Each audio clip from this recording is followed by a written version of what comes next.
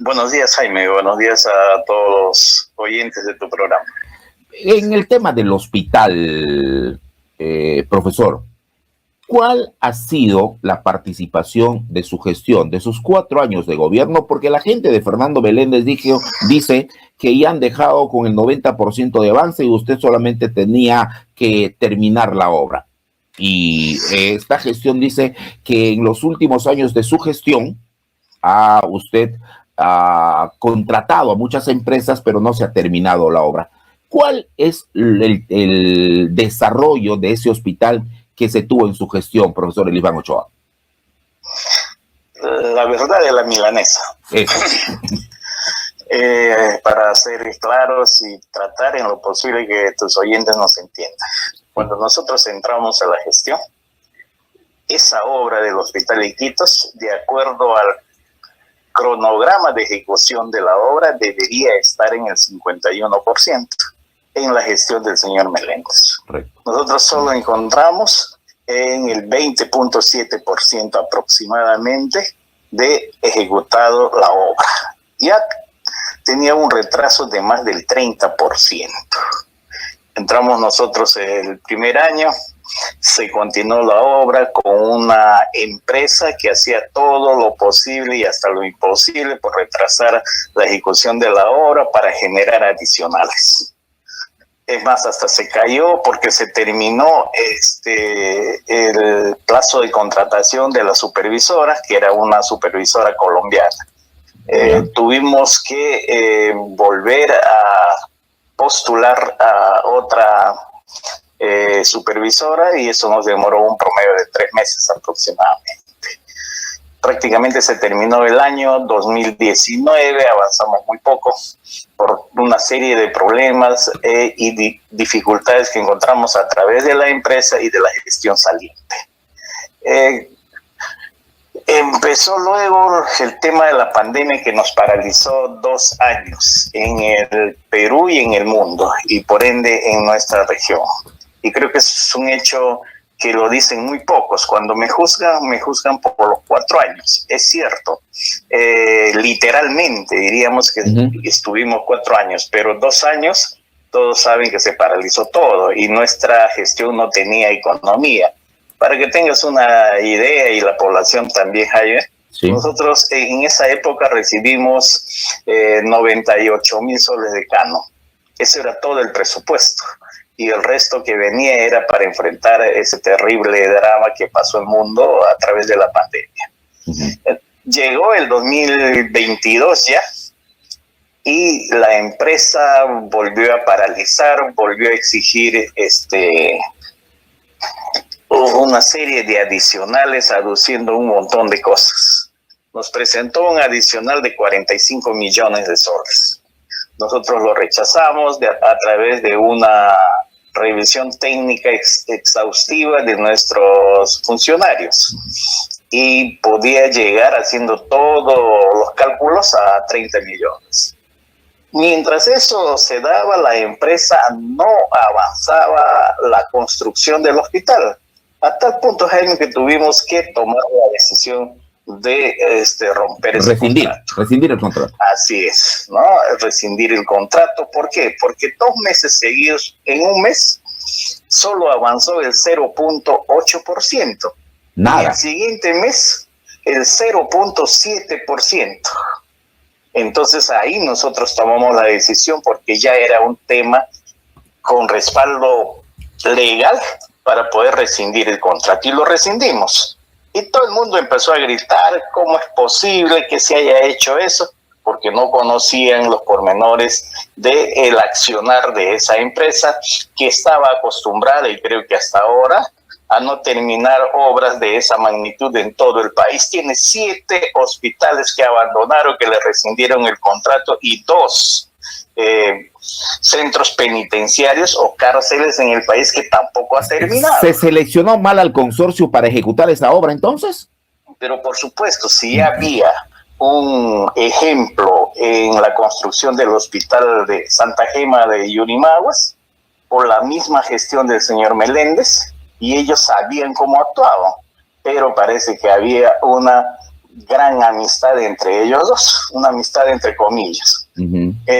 Entonces eso es lo que pasó, y nosotros tuvimos que rescindir el contrato, y como ya estábamos en el mes de abril del 2022, tomamos la decisión de ejecutar directamente.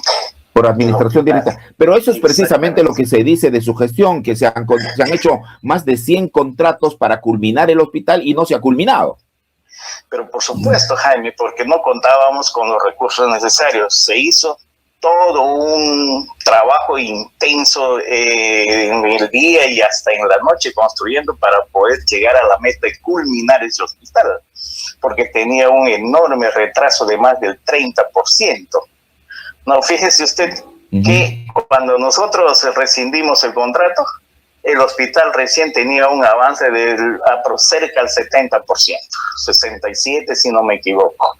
En apenas 4 meses, nosotros prácticamente hemos llegado al 97.5% de la construcción de la infraestructura del local y el 45% del equipamiento con lo que se necesitaba. Incluso hemos dejado ya instalado muchos de los equipos médicos que eran necesarios y que estaban considerados en el presupuesto para la construcción del hospital. Eso es lo que pasó. Ahora, profesor, entonces usted recibió la obra con un avance del 67%. ¿Lo dejó?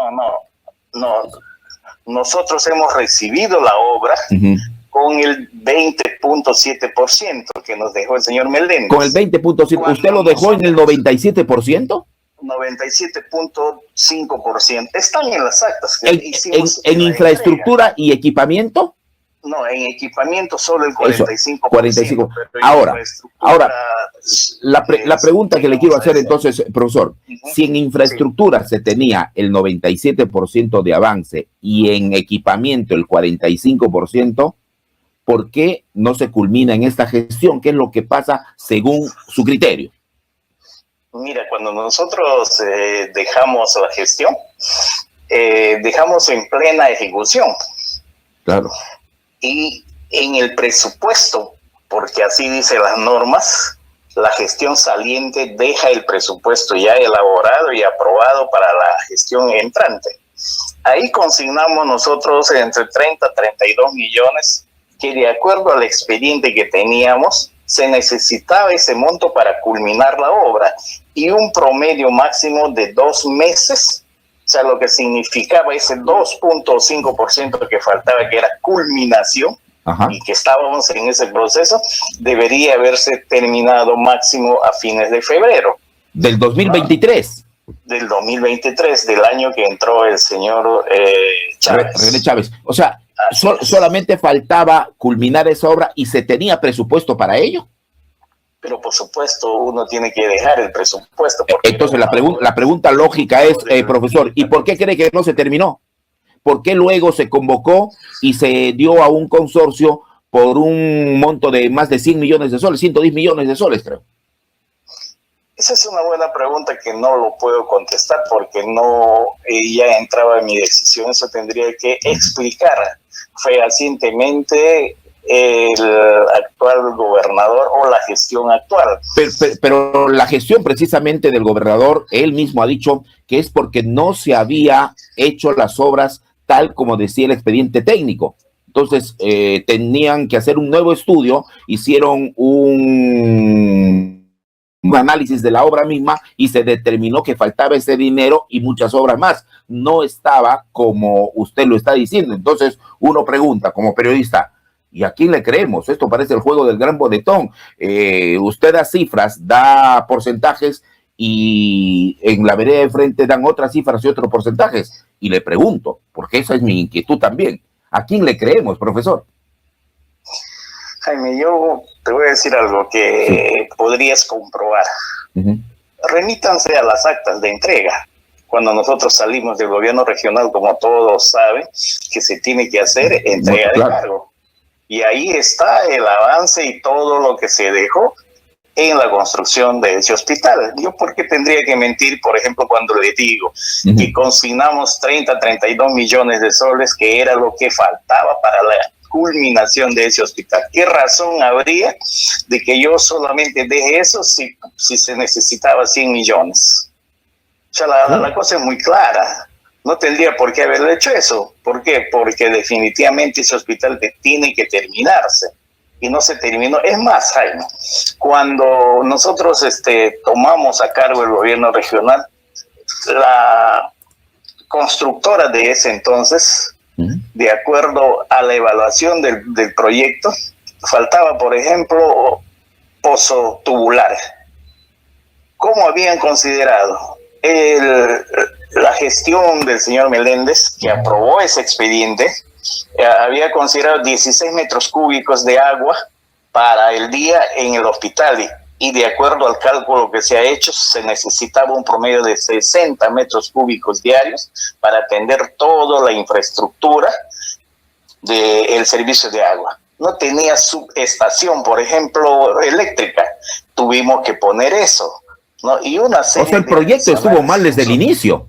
Desde el inicio, lamentablemente. Y esa es responsabilidad de Meléndez. Pero por supuesto, ellos aprobaron el presupuesto, ¿no? Y en este atraso del hospital, profesor, ¿cuál es la responsabilidad suya? A ver, yo no soy de aquellos que me gusta correr las responsabilidades.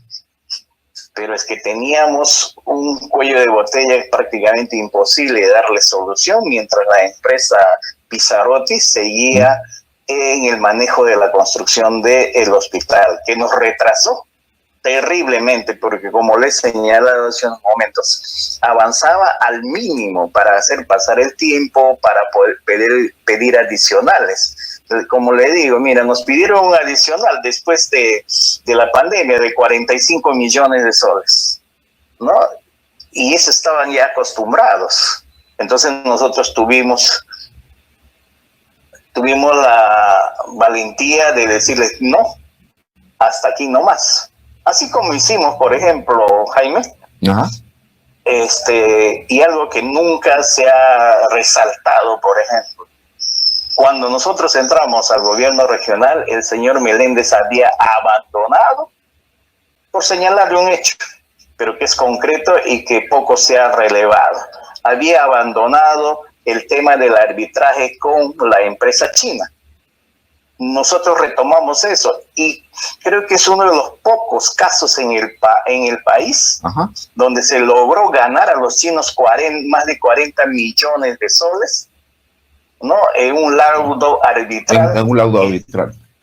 ¿No? Que recuperamos parte de la pérdida y la mala ejecución de una obra importantísima para nuestra región. Así tuvimos la valentía de rescindir el contrato con los Pizzarotis y me decían, mira, vas a perder, vamos a tener serios problemas. Nosotros sabíamos lo que estábamos haciendo. Lamentablemente, Jaime, a mí se me juzga, reitero, por los 4 años de gestión literal que tuve, pero fíjate, ¿con qué presupuesto yo iba a trabajar 2 años?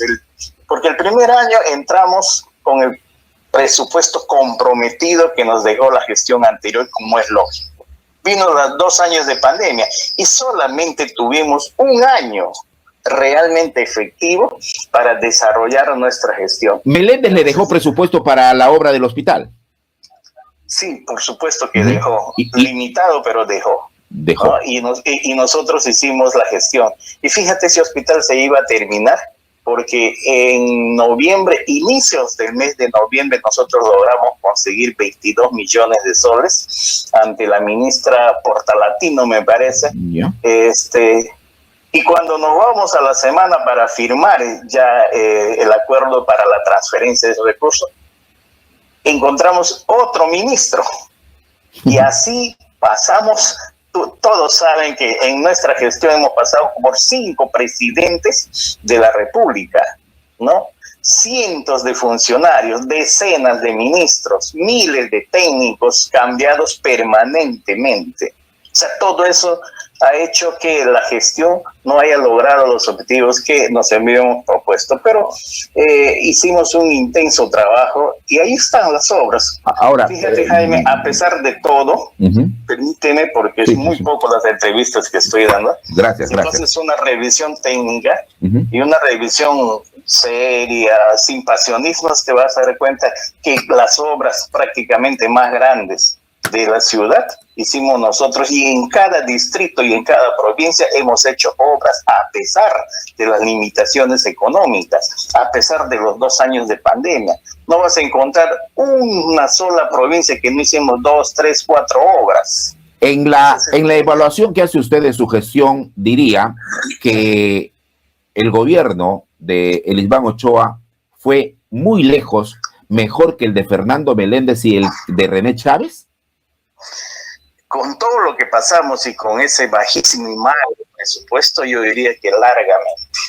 Ahora, profesor, otro tema, y le pido por favor que sea muy escueto, es el del estadio, porque se ha dicho que usted ha dejado un proyecto ya para ejecutarse, que tenía un presupuesto de 14 millones y que eso no iba a servir para remodelar como se quería el estadio Max Agustín. Hoy se está convocando a una licitación, o se va a convocar por 65 millones aproximadamente. ¿Qué? Y ahí que la pregunta, y por eso le pido que sea conciso. ¿Qué ha hecho usted para el estadio Max Agustín, para mejorar esa infraestructura? Mira, Jaime, el primer año no podría haber hecho nada porque ya el presupuesto estaba elaborado por la gestión saliente del señor Meléndez. Los 2 años siguientes, paralizado el país y el mundo. El tercer año sí, corrimos en todo. Lamentablemente el tiempo y el presupuesto no nos dio, pero dejamos un paquete de infraestructuras deportivas en la región. Se paralizó porque ya se había iniciado, por ejemplo, el Coliseo Cerrado de Caballococha, el Coliseo Cerrado de Requena, que ya también se había iniciado. No se continuó con la ejecución del Coliseo de Nauta y el Coliseo de Contamana. Y a eso se suma el estadio que también ya habíamos iniciado, porque si usted se da cuenta, había ya un letrero de ejecución en las puertas del Max Agustín. Era cerca de 10 millones de soles, cerca de 10 millones de soles, porque se trataba de refaccionar todo lo que es el drenaje del campo y mejoramiento del sistema de agua y desagüe de toda la infraestructura de el estadio. De igual manera, el campo de fútbol. El gras sintético. El gras sintético. De igual manera, la pista atlética, el mejoramiento. Usted dejó esa obra ya en ejecución. Pero por supuesto, si había un letrero, como tú recordarás. ¿Y dejó presupuesto para el año 2023? Pero por supuesto, todo estaba planificado. Como le digo, ya estaban iniciándose esas infraestructuras que le he señalado. No sé cuáles son las razones de que el señor René Chávez no haya continuado con lo mismo. Si tenía que haber hecho alguna observación, indudablemente que hubiera podido de repente hasta mejorar el presupuesto y mejorar el expediente si ellos señalan que estaba mal hecho. Ahora, lo que sucede es que en los primeros meses de gestión, René Chávez y su vicegobernadora también dijeron que ese estadio se iba a terminar porque ya estaba ejecutándose. Entonces, nos damos con la sorpresa que ni se hizo la obra, ni se hizo nada, y ahora se está convocando por un monto de 65 millones de soles. Y eso quiero preguntarle, ¿usted cree que es muy abultado ese monto? Bueno, yo creo que es para otro estadio. No creo que sea para el Max Agustín. Porque el Max Agustín con unos 15 a 20 millones queda una joya arquitectónica, porque 65 millones definitivamente es para construir un estadio más grande que el Max Agustín. Eso lo tengo seguro. Bueno, profesor, y en verdad esto de las obras es, y le voy a hacer una pregunta, usted es profesor, ya le he preguntado sobre su gestión y ha dicho cuáles son, pero si usted tuviera que calificar como profesor a la gestión de Fernando Meléndez y a la gestión de René Chávez, ¿a quién de ellos le aprobaría? Mira, no tengo esa costumbre, pero No. yo creo que la población es inteligente y se dará cuenta que ellos trabajaron en un ambiente y un escenario sin ningún problema. No tuvieron el drama que tuvimos que pasar nosotros, pero que aún así, si tú te das cuenta, Jaime, y perdóname un minuto que te quite. Por favor, no. Por ejemplo, tú eres un apasionado de la literatura, de la cultura. Sí. Hermoso evento internacional, por ejemplo, el Philly, sí. ¿no? El Festival Internacional del Libro, que era el inicio para seguir ampliando la ruta turística hacia Loreto. Y dejó presupuesto para ello, y dejó una ordenanza regional diciendo que se tenía que hacer, sí, eso... ¿Se acuerda usted? Sí. Mire usted, otro gran evento cultural, productivo, económico, por ejemplo, como nunca se hizo una expo amazónica que fue espectacular. La mejor, sí, eso sí tengo que decirlo. Sí, claro. Sí. Lo otro, por ejemplo, habíamos iniciado ya un evento turístico internacional también, como por ejemplo restituir el FICA después de 23 años. Sí. ¿Dónde están esos eventos que significan impulso a la cultura, impulso a la educación, al turismo, a la economía de nuestra región? Hoy que hay tantísima plata y con una estabilidad económica, definitivamente yo estoy sorprendido que no se haya continuado. No sé si será mezquindad, no lo sé en realidad, pero yo me doy cuenta que hay cosas que se dejaron de hacer. Y hay un tema, por ejemplo, que nosotros habíamos planteado, el inicio de darle norte y dirección al desarrollo de la región Loreto. Y ahí tú tienes, si tú haces un análisis y los que, como te dije al inicio, piensan sin pasionismos, te vas a dar cuenta que Yurimagua, por ejemplo, hemos dejado en construcción una planta procesadora para de la palma aceitera. Otro es para mejoramiento de la raza del ganado vacuno con inseminación artificial. Otro, una planta para los alevinos, para impulsar la piscicultura. Profesor, por lo que usted me dice, ¿usted está escribiendo sus memorias? Realmente pensaba buscarte para que me ayudes a eso. Ahora, profesor, yo creo que es importante conversar de estos temas, pero yo le voy a poner un escenario que nunca se ha dado en Loreto. A ver, hipotético, pero se puede dar. Si pasan a la segunda vuelta para gobernador regional, Jorge Mera y Fernando Meléndez, ¿por quién votaría usted? Bueno, definitivamente por Fernando no votaría nunca. ¿Por qué? Porque ha hecho mucho daño y sigue haciendo mucho daño a la región Loreto con su actitud. ¿No? Yo he señalado con toda claridad y lo ratifico, mientras Fernando Meléndez sigue en el escenario político, Loreto no tendrá paz. Loreto vivirá en una confrontación política que no ayuda a avanzar. ¿Tanto así, profesor? A construir organización. Pero es que mire el accionar de Fernando Jaime, mire el accionar, ¿no? Confrontación. Hace todo lo posible por tumbar a sus enemigos. Tiene una prensa adicta, solventada durante muchísimos años. Tiene el manejo de algunos líderes y dirigentes comunales que están trabajando al servicio de ellos, pero en su gran mayoría solventadas. ¿Y con la de quién, me pregunto? ¿Con la de quién? No, esos son hechos que definitivamente no ayudan a que Loreto tenga una visión unitaria de lo que significa su desarrollo socioeconómico. Hace muchísimo daño a nuestra región en el escenario y en el aspecto político, que no permite que Loreto recobre esa añorada unidad que ha tenido en la época del Frente Patriótico, donde todos estuvimos juntos luchando por objetivos comunes.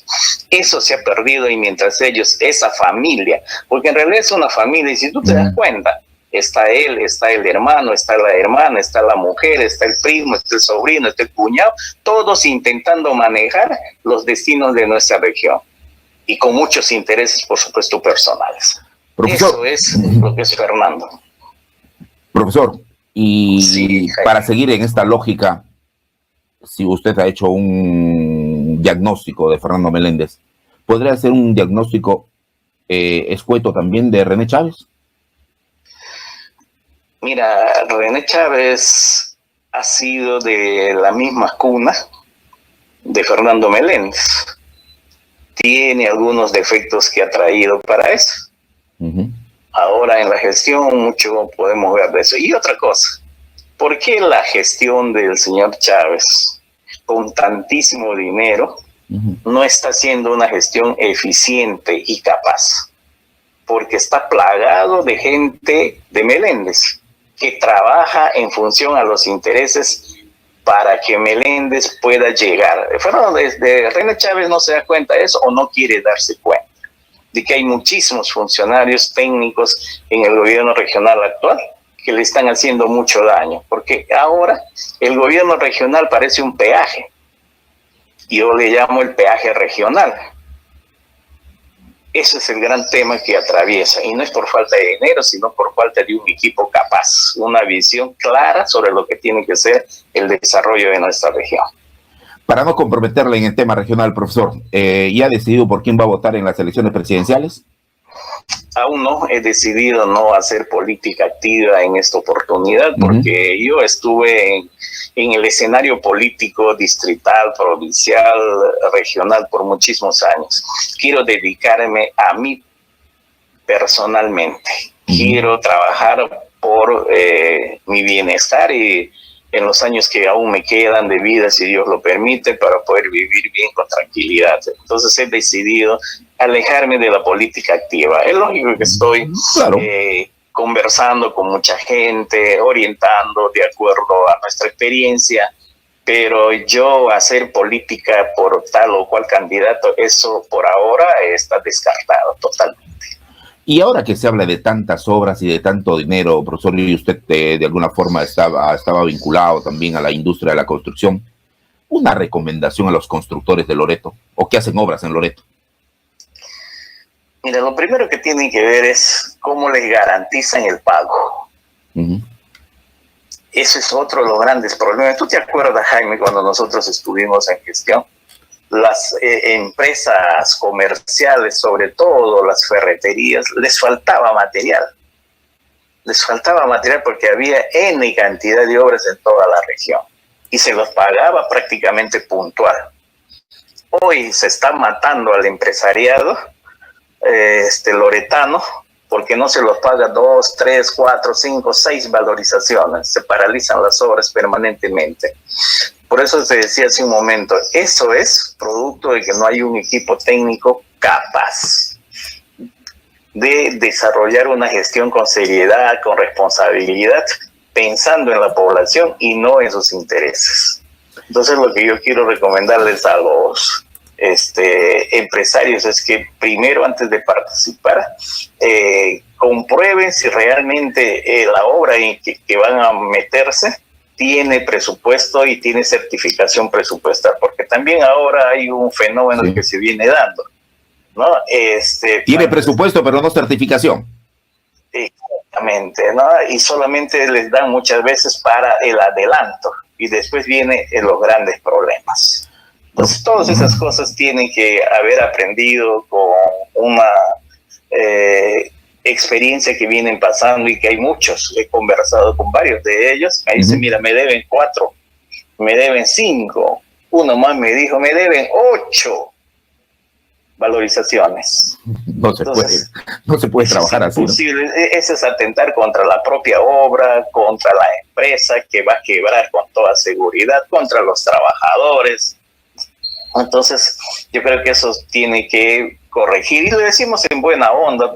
Todos los que me conocen, Jaime, saben que yo no soy un tipo de mala leche, todo lo contrario, soy muy, pero muy mesurado en mis opiniones. No he querido dar ninguna durante estos casi 3 años que ya pasó desde mi gestión, pero veo que es necesario y todos necesitamos. Además, porque le nombran, ¿no? Porque dice, el hospital Iquitos no se termina por culpa del IBAN. El estadio Max Agustín no se continúa la obra por culpa del IBAN. Entonces uno dice, hay que buscar al que es culpable de todo esto, ¿no?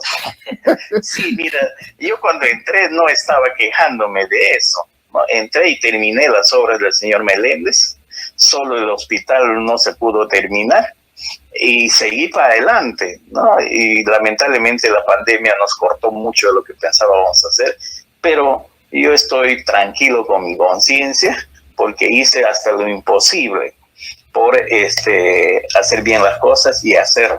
Y hoy el tiempo me está dando la razón. En ese sentido duermo con mucha tranquilidad, porque fíjate, Jaime, sí, solo para ponerte un ejemplo, tanto ha sido la intención de sacarme del camino, es que, por ejemplo, cuando hicimos el cementerio COVID, tengo como 3, 4 denuncias por eso, ¿no? Y así como esas, nadie dice, con raras excepciones, por ejemplo, cuando nosotros entramos al gobierno regional, ningún hospital, el único que tenía una planta trabajando al 30% era el hospital regional en tener una planta de oxígeno. Nosotros dejamos con 23 plantas de oxígeno. O sea, eso no se dice, solo se dice, no, el ISBAN tiene la culpa.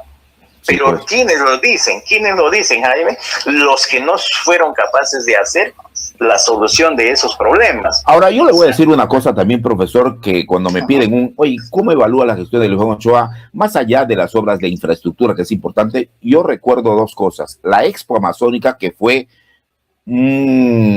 digamos, un aporte pero a la autoestima de loretano. Los loretanos teníamos que decir, oye, se hizo una Expo Amazónica masiva, con calidad, y la Feria del Libro, que no necesito decirlo, porque todos hemos disfrutado de ese año de la Feria del Libro, no se continuó el siguiente, bueno, eso es otra cosa, pero esas 2 cosas se deberían continuar, más allá de las obras de infraestructura, que son importantes también. Así que, profesor, yo siempre le agradezco su participación acá en Pro y Contra, y el respeto mutuo siempre va a estar ahí. Muchísimas gracias, buenos días.